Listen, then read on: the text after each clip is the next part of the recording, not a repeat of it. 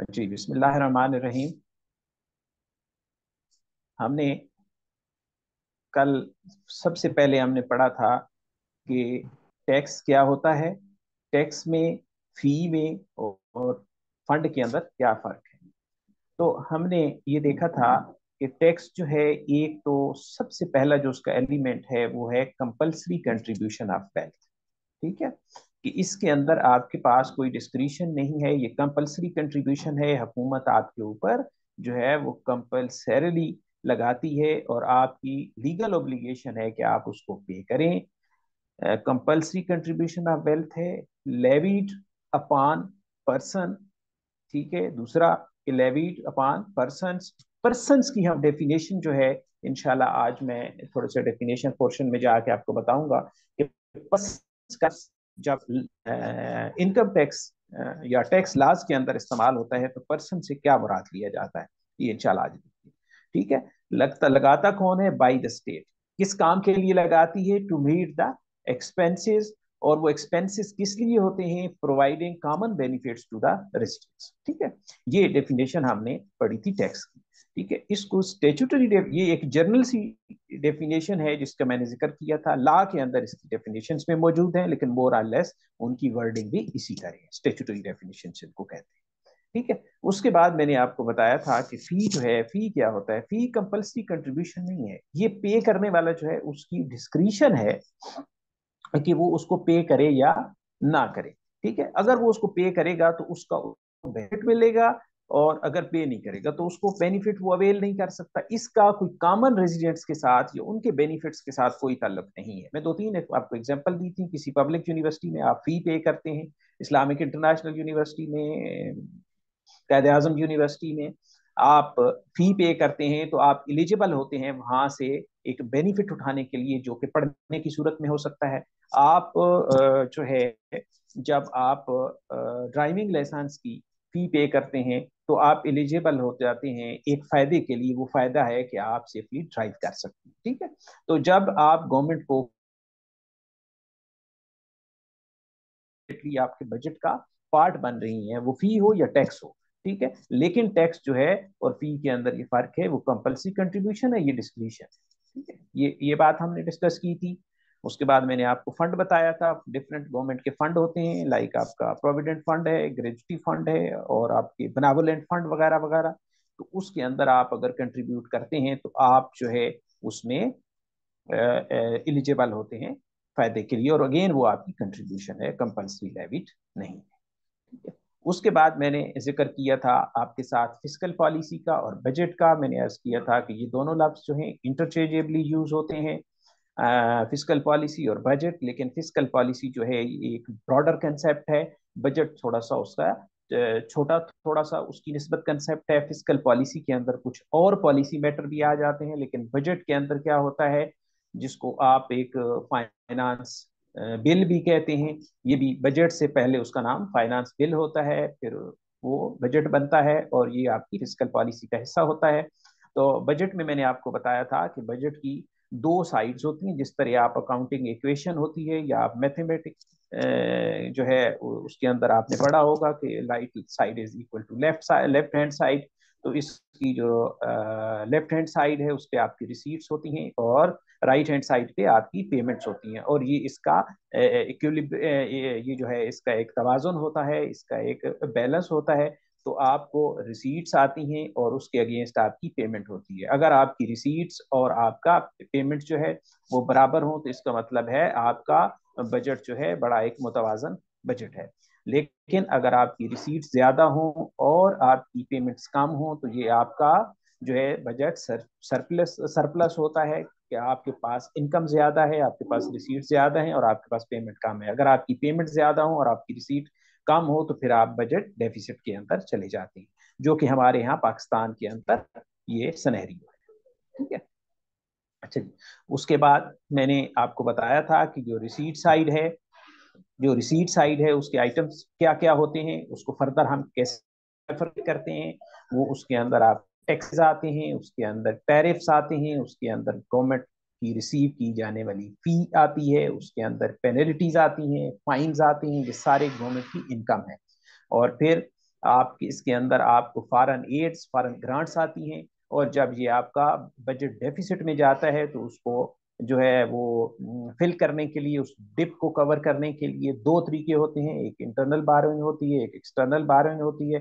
Internal burrowing जो आप अपने मुल्क से अंदर से कर्जा लेते हैं, स्टेट बैंक से लेते हैं, कमर्शियल बैंक से लेते हैं, जनरल पब्लिक से लेते हैं, वो आपकी इंटरनल बारोइंग कहलाती है। और जो आप फॉरेन कंट्रीज से लेते हैं, फॉरेन इंस्टीट्यूशन से लेते हैं, like IMF and world bank वगैरह, तो उसको आपकी एक्सटर्नल बारोइंग कहते हैं। तो ये आपकी जो है वो रिसीट साइड के आइटम है। ये सारे जब सम अप होते हैं ये, तो आपकी रिसीट की टोटल अमाउंट बनती है।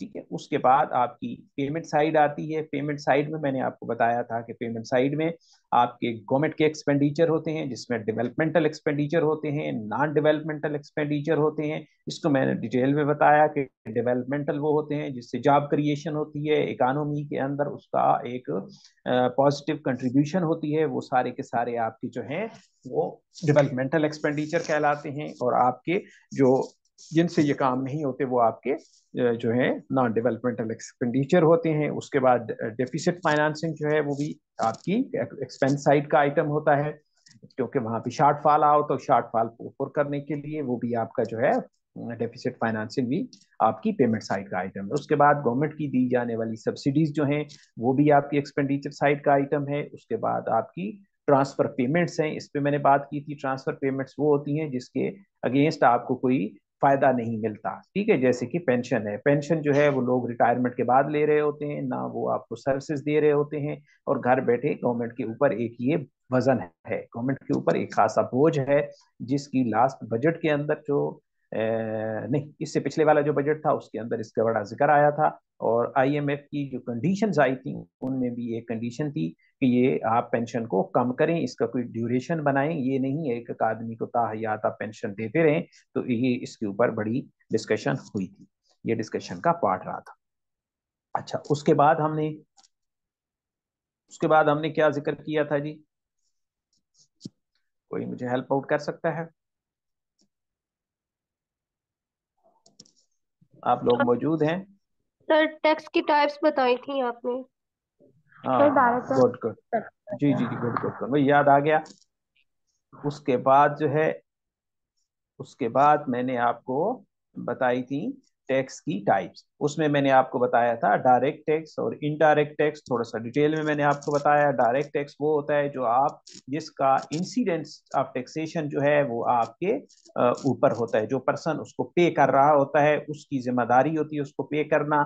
वो उससे वो खुद जमा कराता है या उसके बिहाफ पे जमा कराया जाता है, और वो आइडेंटिफाई होता है, उसके नाम से पता चलता है कि ये टैक्स किसने पे किया, जिसमें इनकम टैक्स जो है इसकी बहुत बड़ी मिसाल है। उसके बाद जो है इनडायरेक्ट टैक्सेस हैं, वो टैक्सेस हैं जो आप पे तो करते हैं लेकिन पता कोई नहीं चलता, उसका डायरेक्ट इंसिडेंस आपके ऊपर नहीं है जो पे कर रहा है। ठीक है, जैसे मैंने आपको एग्जांपल दी थी, आप ग्रोसरी की जितने आइटम आप ले रहे हैं, आप सोप ले रहे हैं, आप चाय ले रहे हैं, आप सर्फ, डिटर्जेंट वगैरह वगैरह, जो आप इवन सिगरेट ले रहे हैं, आप कोल्ड ड्रिंक्स ले रहे हैं, सबके ऊपर आप सेल टैक्स पे कर रहे हैं। लेकिन ये सेल टैक्स जो है किसी को पता नहीं है कि ये सेल टैक्स आपने दिया है। वो आप पेमेंट कर रहे हैं लेकिन वो आपका इनडायरेक्ट टैक्स है, क्योंकि वो आपके नाम से आइडेंटिफाई नहीं हो रहा, ना आपके नाम से पता चल रहा है कि ये टैक्स आपने पे किया है। ठीक है, उसके बाद कुछ टैक्स की और भी इकसाम है। प्रोपोर्शनल टैक्स है, प्रोग्रेसिव है, रेग्रेसिव है। ठीक है, ये लेकिन इसको हमने टच नहीं किया था। उसके बाद मैंने आपको बताया था कि फेडरल टैक्सेस हैं और आपके प्रोविंशियल टैक्सेस हैं। फेडरल टैक्सेस में आपको मैंने बताया कि फेडरल टैक्सेस इकट्ठा करने का, जो एडमिनिस्ट्रेशन करने का जो पाकिस्तान का जिम्मेदार इदारा है वो फेडरल बोर्ड ऑफ रेवेन्यू है। फेडरल बोर्ड ऑफ रेवेन्यू जो है उस जितने भी टैक्स इकट्ठे करता है वो सारे के सारे फेडरल टैक्सेस कहलाते हैं। और फेडरल टैक्सेस जो हैं वो जो है उस पूरे कंट्री के अंदर सेम है। ठीक है, उसके अंदर कोई तब्दीली नहीं है। फेडरल टैक्सेस में इनकम टैक्स आ जाता है, सेल टैक्स आ जाता है, कारपोरेट टैक्स आता है जो कंपनियों के ऊपर लगता है, कस्टम ड्यूटीज आती हैं, टैरिफ्स वगैरह, FED वगैरह वगैरह, ये सारे के सारे जो हैं ये फेडरल बोर्ड ऑफ रेवेन्यू की डोमेन है। तो ये सारे फेडरल टैक्सेस कहलाते हैं। उसके बाद कुछ टैक्सेस ऐसे हैं जिनको कलेक्ट करना सूबों की जिम्मेदारी है, वो प्रोविंशियल टैक्सेस कहलाते हैं, जिसमें आपका स्टैंप ड्यूटी है, रजिस्ट्रेशन टैक्सेस हैं, मोटर व्हीकल टैक्सेस हैं, सेल टैक्स ऑन सर्विसेज है। ठीक है, सेल टैक्स ऑन सर्विसेज भी सूबे कलेक्ट करते हैं, और जो उसको जो सेल टैक्स जो एफबीआर के डोमेन में आता है वो उसको जीएसटी बोलते हैं, जनरल सेल टैक्स। तो जनरल सेल टैक्स जो है वो सेल टैक्स ऑन गुड्स होता है। ठीक है, उसके बाद हमने क्या पढ़ा था? बस।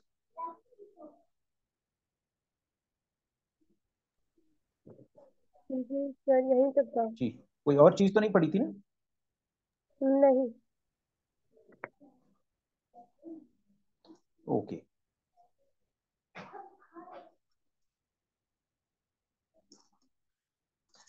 जी, तो आज हम थोड़ा सा आगे की चीजें पढ़ते हैं। मेरा आप लोगों के एक सवाल है कि टैक्सेशन मैनेजमेंट से आप क्या मुराद लेते हैं? टैक्सेशन मैनेजमेंट क्या चीज होती है? कोई मुझे ये बता सकता है सादा अल्फाज में? जी। 501, 503, 505, 507, एनी वन?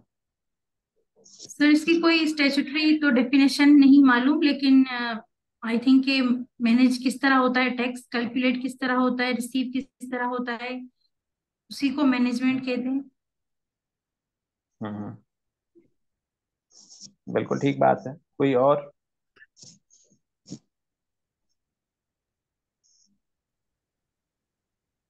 कोई और बता सकते?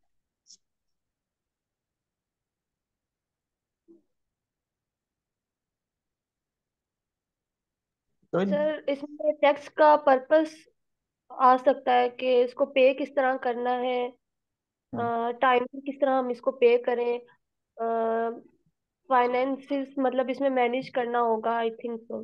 ये थोड़ा बहुत लग रहा है टैक्स मैनेजमेंट में। हम्म, हम्म। या फिर अच्छा, जब और? ऑडिट बनता है तो हम्म, तब उस जो एक प्रॉपर फाइल वगैरह बनाई जाए, हम्म, जो टैक्स पेयर दिखाते हैं।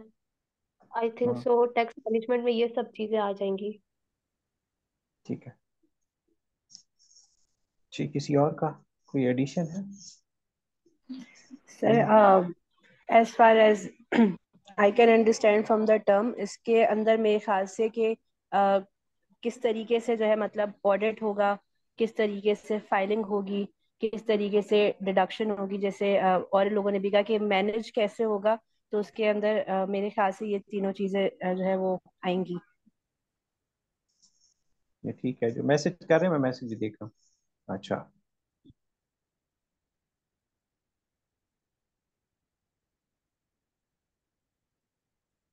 जो अच्छा।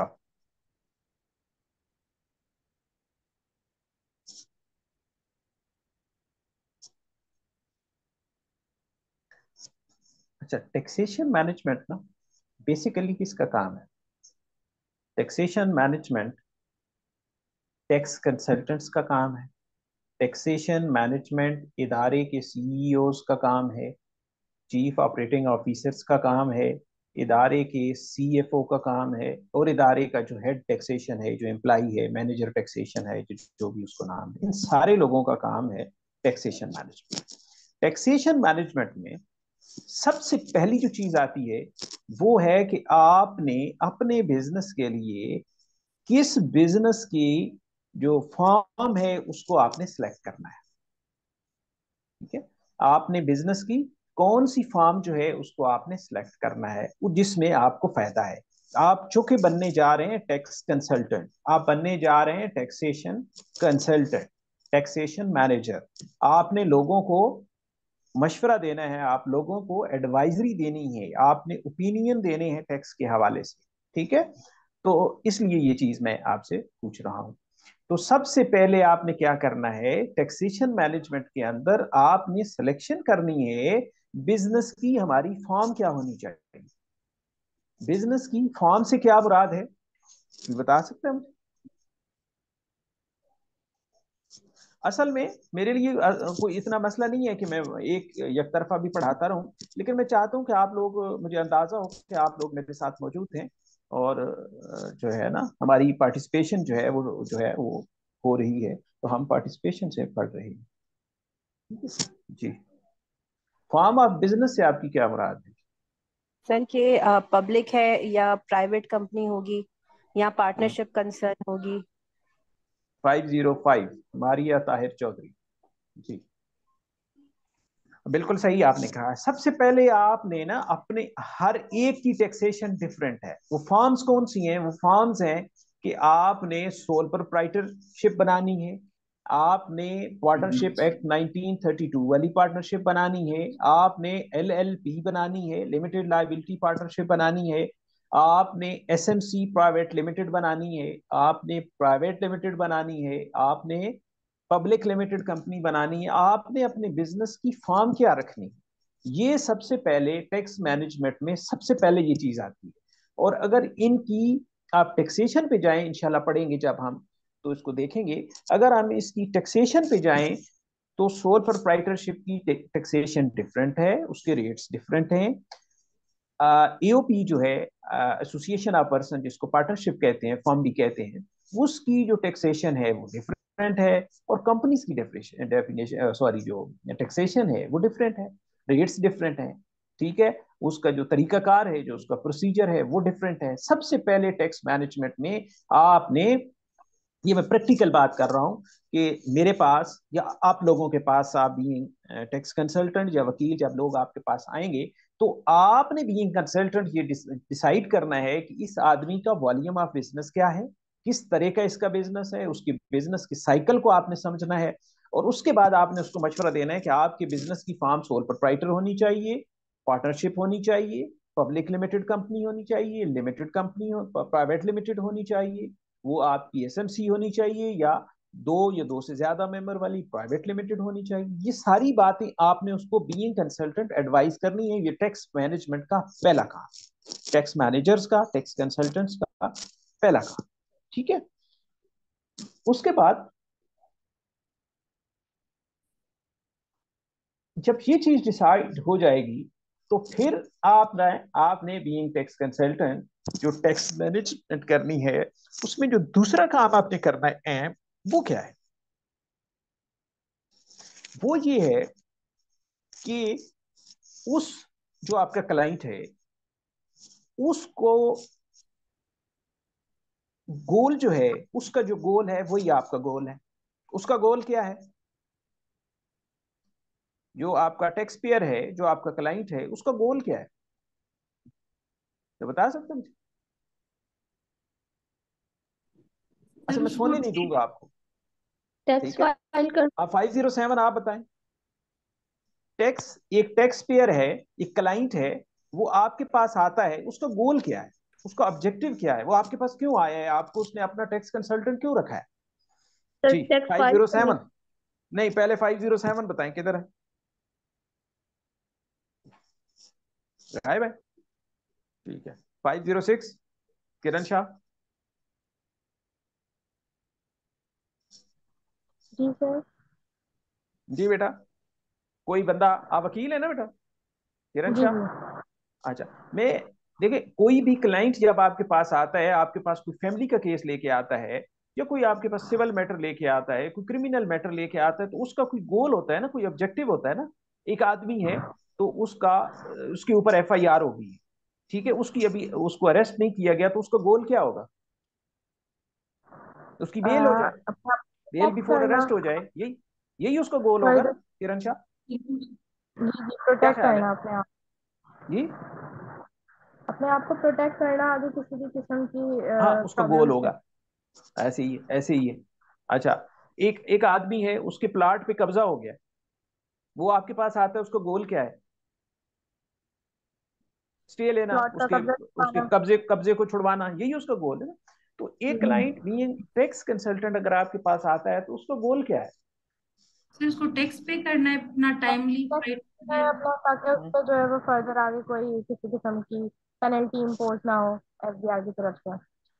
हम्म, हम्म, इसका गोल ये होगा कि टैक्स जो है वो किस तरीके से कैलकुलेट होगा, उसको फाइलिंग का तरीका क्या होगा, और प्रॉपरली और टाइमली उस किस तरीके से जो है वो टैक्स फाइल करेगा। हाँ ठीक है। अच्छा जी, 505 कौन है? सर मैं हूँ मारिया। 504 बेटा आपने बिल्कुल सही कहा। उसका गोल जो है, 504 कौन है? तमीना नाज। अच्छा, तमीना ने बिल्कुल सही कहा है। उसका जो गोल है ना, ये तमीना ठीक। अच्छा, उसका जो गोल है ना, वो ये है कि उसने कानून के दायरे में रहते हुए, मैं वो बात नहीं कर रहा, मैं अभी कानून से नहीं हट रहा, मैं विद इन लॉ के अंदर रहते हुए बात कर रहा हूँ कि उसका जो गोल है वो ये है कि कानून के दायरे में रहते हुए अपनी टैक्स लाइबिलिटी को, अपना जो टैक्स पेएबल है उसको कम से कम किया जाए। ये उसका गोल है। और इस गोल को किसने अचीव करना है? इस गोल को अचीव करना है टैक्स कंसल्टेंट ने, टैक्स एडवाइजर ने, मुशीर टैक्स ने। ऐसे ही है ना?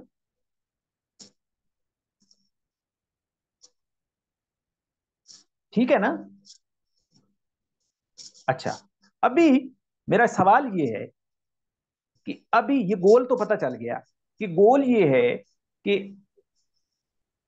कानून के दायरे में रहते हुए, remaining with in the boundaries of law, आपने अपनी टैक्स लाइबिलिटी को, टैक्स पेएबल को कम से कम करना है। ये है आपका गोल। अभी इस गोल को अचीव करना है। इस गोल को अचीव कैसे करना है? कोई बता सकता है मुझे? How to achieve this goal? जी, कोई?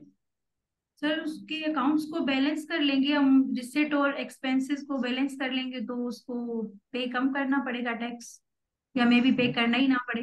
जितना अर्न किया था उतना सारे खर्च कर लिया। हम्म,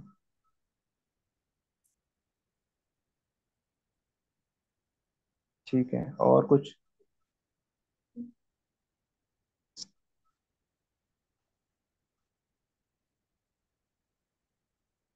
जी जी।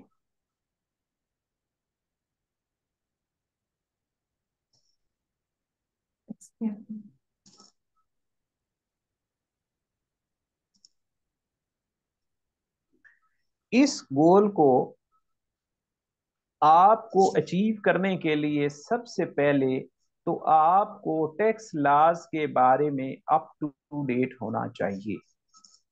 सबसे पहले क्या है कि आपको अप टू डेट होना है लेटेस्ट डेवलपमेंट से, लॉ के अंदर जो आने वाली तब्दीलियां हैं।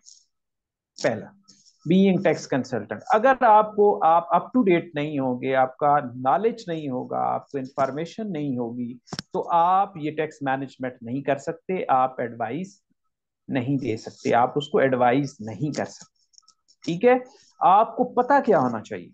आपको पता होना चाहिए कि वो उसकी जो फॉर्म ऑफ बिजनेस है, जो उसका बिजनेस साइकिल है, उसके अंदर कौन कौन सी टैक्स हॉलीडेज हैं, कहाँ कहाँ पे टैक्स की छूट है, कहाँ पे एग्जेम्पशंस हैं, कहाँ पे कंसेशन है, कहाँ पे रिड्यूस रेट पे टैक्स है, कहाँ पे रिबेट है, कहाँ पे टैक्स क्रेडिट है, और कौन कौन से अलाउंसेस हैं, कौन कौन से एक्सपेंसेस हैं जो आपको अपनी इनकम से लेस करने की इजाजत है। ठीक है? ये सारी चीजें उस वक्त होंगी जब आपको लेटेस्ट लॉज का पता होगा। ठीक है? तो अगर आपको ये चीजें पता होंगी कि इस आदमी को कौन सी एग्जेम्पशन अलाउ है, कौन सी कंसेशन अलाउ है, कौन सा रिबेट इसको अलाउ है, कौन सा टैक्स क्रेडिट अलाउ है, और कौन कौन से एक्सपेंसेस जो है ये अपनी इनकम से लेस कर सकता है, कौन से एक्सपेंसेस एडमिजिबल हैं, कौन से इनएडमिजिबल हैं, जब आपको ये बात पता होगी तो आप उसकी टैक्सेबल इनकम को रिड्यूस कर देंगे। ठीक है? और जब आपकी टैक्सेबल इनकम रिड्यूस हो जाएगी तो आपकी टैक्स लाइबिलिटी रिड्यूस हो जाएगी। इसकी एग्जांपल इस तरह है कि एक आदमी की टोटल इनकम है 100, टोटल इनकम है 100, उसमें से उसको जो एग्जेम्पशन है वो है 20 की, और उसको जो क्रेडिट मिल रहा है या उसको टैक्स हॉलीडेज है वो है 30 की, तो उसकी टैक्सेबल इनकम कितनी रह जाएगी जी? टैक्सेबल इनकम कितनी रह जाएगी बच्चों? सर प्लीज मैं रिपीट कीजिए। हाँ, मैं ये कह रहा हूँ कि एक आदमी जो है ना, उसकी टोटल इनकम थी 100 मिलियन। 100 मिलियन में से 20 मिलियन ऐसी इनकम है जो एग्जेम्प्ट है, जिसपे टैक्स नहीं देना। पीछे कितना रह गया है? 80 मिलियन। और उसमें से 30 मिलियन ऐसी इनकम है जिसपे कंसेशन है, रिबेट्स हैं, टैक्स क्रेडिट्स हैं। ठीक है, तो पीछे कितनी रह गई? 50 मिलियन।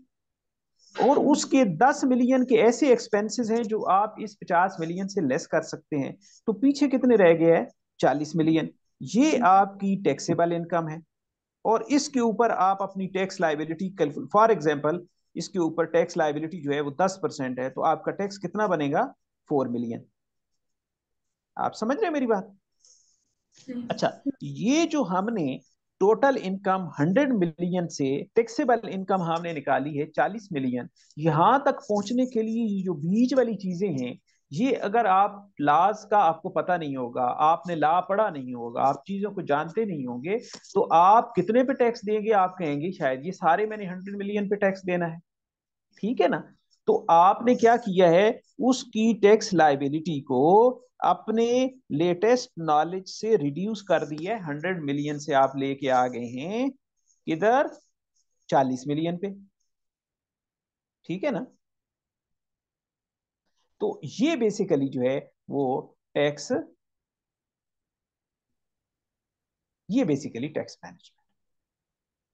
तो आपका बीइंग कंसल्टेंट, आपका काम कहां से शुरू होता है? आपका काम शुरू होता है कि अपने क्लाइंट को ये एडवाइस करना कि आपने कौन सी बिजनेस की फॉर्म जो है वो अपने लिए सिलेक्ट करनी है, और कौन सी फॉर्म आपके लिए बेहतर रहेगी, जिसमें कम से कम जो है वो लीगल रिक्वायरमेंट है, जिसमें कम से कम जो है वो कंप्लायंस है, लीगल कंप्लायंस है। ये फॉर्म आपने उसको सिलेक्ट करनी है। और कौन सी जो फॉर्म है उसके अंदर उसको मैक्सिमम जो है ना, ये रिबेट और टैक्स क्रेडिट्स और डिडक्टेबल अलाउंसेस और ये चीजें आपको जो है वो अवेलेबल है। मसलन इसमें मैं आपको एक एग्जांपल देता हूँ। जैसे कि सोल प्रोप्राइटर के केस में आप सोल प्रोप्राइटर अपनी अपना सैलरी है वो नहीं रख सकता, लेकिन कंपनी के केस में आप अपनी सैलरी भी रख सकते हैं। तो एक्सपेंस से क्या होता है, जब आप अपनी इनकम में से एक्सपेंस लेस करते हैं तो आपके पास जो बैलेंस अमाउंट बनती है वो आपकी टैक्सेबल इनकम कहलाती है। मैं थोड़ी देर में टोटल इनकम, टैक्सेबल इनकम वो आपको सेक्शन के साथ भी पढ़ाता हूँ। ठीक है ना? तो वो जो टैक्सेबल इनकम है वो सोल प्रोप्राइटर के केस में ज्यादा होगी और कंपनी के केस में कम होगी, क्योंकि वहां पे जो डायरेक्टर है वो अपनी सैलरी रख सकता है, सोल प्रोप्राइटर के केस में वो सैलरी नहीं रख सकता। ठीक है, अगर ये बात आपको पता होगी तो आप उसे समझाएंगे कि कंपनी के केस में कंप्लायंसेस जो है वो ज्यादा है, लीगल कंप्लायंस ज्यादा है, रेगुलेटरी कंप्लायंस ज्यादा है, लेकिन वहां पे आपको कुछ फवायद भी हैं। ठीक है, ये फवायद आप उसी सूरत में बता सकेंगे जब आपको टैक्स का नॉलेज होगा। आप अपडेट होंगे, आप टैक्स के साथ जो है वो जो है उसके बाद जितने भी बेनिफिट्स हैं टैक्स पेयर के लिए, क्लाइंट्स के लिए जितने भी बेनिफिट्स की बातें हैं वो सारी की सारी आपको पता होनी चाहिए। वो जब तक आपको पता नहीं होगी आप एडवाइज नहीं कर सकते। ठीक है ना? मसलन एक टीचर है, एक फुल टाइम टीचर है, तो उसको टैक्स के ऊपर 25% का टैक्स रिबेट है। अगर उस एक आम आदमी की जो टीचर नहीं है उसकी लाइबिलिटी अगर 10,000 बनती है, तो वो एक टीचर की लाइबिलिटी जो है वो 7,500 बनेगी। उसको 25% का 25 रुपए का उसको वहां पे जो है वो टैक्स जो है क्रेडिट उसको हासिल है, टैक्स रिबेट उसको हासिल है। ये बात अगर आपको पता होगी तो आप टीचर को एडवांटेज देंगे, नहीं पता होगी तो आप नहीं देंगे। ठीक है, उसके बाद टैक्स मैनेजमेंट का या टैक्स कंसल्टेंट्स का जो दूसरा काम है वो अपने क्लाइंट्स को ये एडवाइस करना कि आपने मिनिमम कौन सी बुक्स ऑफ अकाउंट्स और रिकॉर्ड जो है वो आपने मेंटेन रखना है। ठीक है, ये आप उसी सूरत में आप उसको एडवाइस कर सकेंगे जब आपको पता होगा कि एक सोल प्रोप्राइटर ने मिनिमम कौन सा रिकॉर्ड मेंटेन रखना है, पार्टनरशिप के अंदर कौन सा रिकॉर्ड रखना चाहिए, कंपनी के अंदर कौन सा रिकॉर्ड रखना चाहिए, ये भी आपने उसको एडवाइस करना है। ये भी टैक्स मैनेजमेंट का पार्ट है। फिर आपने अपने क्लाइंट्स को ये भी कहना है कि भाई आपने कंसीलमेंट नहीं करनी है, आपने ट्रू जो है वो जो है फैक्ट्स जो है वो डिस्क्लोज करने हैं, आपने कंसीलमेंट नहीं करनी, आपने कानून के अंदर रहते हुए अपनी टैक्स लाइबिलिटी को कम से कम करना है और उसका प्रॉपर आपने रिकॉर्ड रखना है। ये सारे काम है एक टैक्स कंसल्टेंट के, और ये टैक्स मैनेजमेंट के उसमें आते हैं। यहां तक किसी का कोई सवाल है? जी, सर यहां तक ये कोई सवाल? सर लास्ट वाली जो भी आपने सर बुक्स का कहा कि आपने बनाने फाइल या बुक्स जो बनाने, सर वो रिपीट कीजिएगा प्लीज। हाँ, वो मैंने कहा है कि बीइंग टैक्स कंसल्टेंट, हमारे 2 मिनट रह गए हैं सेशन के। मैंने अर्ज किया है कि अच्छा, एक बात मैं यहाँ पे बता दूं कि ये जो अगला सेशन होगा ना, वो आप 5-7 मिनट, 5 से 10 मिनट के बीच में ना स्टार्ट होगा, क्योंकि इसकी रिकॉर्डिंग जो होती है ना, सेव करने में 2-4 मिनट लग जाते हैं सिस्टम को। ठीक है, तो 5-1 मिनट के बाद आप सेशन ज्वाइन कीजिएगा। अच्छा, तो वो मैं अर्ज कर रहा था कि आपको ये पता होना चाहिए कि मेरा जो क्लाइंट है वो सोल प्रोप्राइटर है, तो उसको मिनिमम कौन से डॉक्यूमेंट्स, कौन सा रिकॉर्ड उसके पास अवेलेबल होना चाहिए, आपने उसको एडवाइस करना है। अगर आपको खुद नहीं पता, आप उसको कैसे एडवाइस करेंगे? अगर आपका क्लाइंट जो है वो पार्टनरशिप फर्म है, तो आपने उसको बताना है कि आपने अपने अकाउंट्स को कैसे मेंटेन रखना है, अपने रिकॉर्ड्स को कैसे रखना है। ठीक है, और आपने अपने फाइनल अकाउंट्स कैसे बनाने हैं। ये आगे मैं, ये टर्मिनोलॉजी थोड़ी सी शायद आपके लिए नहीं होगी, इंशाल्लाह मैं इसको बताऊंगा, ये चीजें आपको प्रैक्टिकली भी सिखाऊंगा। ठीक है, तो उसके बाद अगर आपका क्लाइंट जो है वो कंपनी है, तो आपने उसको बताना है कि भाई आपने प्रॉपर अपने अकाउंट्स बनाने हैं, आपने प्रॉफिट एंड लॉस बनाना है, आपने बैलेंस शीट बनानी है, आपने हर साल अपनी क्लोजिंग करनी है, और उसको आपने 5-6 साल के लिए अपने पास रखना है। आपका ऑडिट किसी वक्त भी आ सकता है, किसी वक्त भी टैक्स अथॉरिटीज आपसे पूछ सकती हैं। ये टैक्स मैनेजमेंट का पार्ट है, ये आपकी एडवाइजरी का पार्ट है, टैक्स कंसल्टेंसी का पार्ट है। ये चीजें अगर आपको ला पता नहीं हो, ये सारी चीजें ला के अंदर मौजूद हैं, पढ़ेंगे इंशाल्लाह। तो ये सारी चीजें आपको उसी सूरत में आप उसको एडवाइस कर सकेंगे जब आपको ला का पता होगा। ठीक है, ये सारे जो है ये टैक्स मैनेजमेंट के टूल हैं, टैक्स कंसल्टेंसी का टूल है। जी, कोई सवाल है किसी का? नो सर, ये यहाँ तक सेशन, क्लियर। अच्छा जी, अगर ये सेशन अभी एक्सपायर हो रहा है तो हम इंशाल्लाह ताला 5-7 मिनट के बाद दोबारा मिलते हैं। ठीक है, जी सर, जी। चल, थैंक यू जी, थैंक यू।